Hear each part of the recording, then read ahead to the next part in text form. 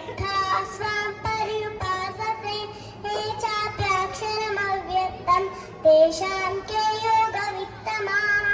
श्रीभगवानुवाच मय्यावेश्यो नो ये मां नित्ययुक्ता उपासते श्रद्धया परयोपेताः ते मे युक्ततमा मताः। एतक्षरमनिर्देशम् अव्यक्तं पर्युपासते सर्वत्र गमचिञ्चं च भूतस्थमचलं ध्रुवं संनियमेन्द्रियग्रामं सर्वत्र समबुद्धयः ते प्राप्नुवन्ति मामेव सर्वभूतहिते रताः।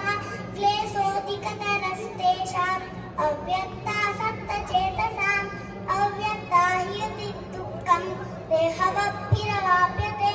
ये तु सर्वाणि कर्माणि मयि सन्न्यस्य मत्पराः अनन्येनैव योगेन मां ध्यायन्तः उपासते तेषामहं समुद्यक्ता मृत्युसंसारसागरात् भवामि रचिरात्माता मय्यावेशितचेतसां मय्येव मम नादस्व मयि बुद्धिं निवेशय निवशिष्यसि मय्येव अदभूतं न संशयः अदचित्तं समादातुं न शक्नोषि मयि स्थिरम् अभ्यासयोगेन ततः मामिच्छाप्तुं धनञ्जय अभ्यासेभ्यसमर्थोऽसि मत्कर्म परमो भव मदर्थमपि कर्माणि कुर्वन् सिद्धिमवाप्स्यसि।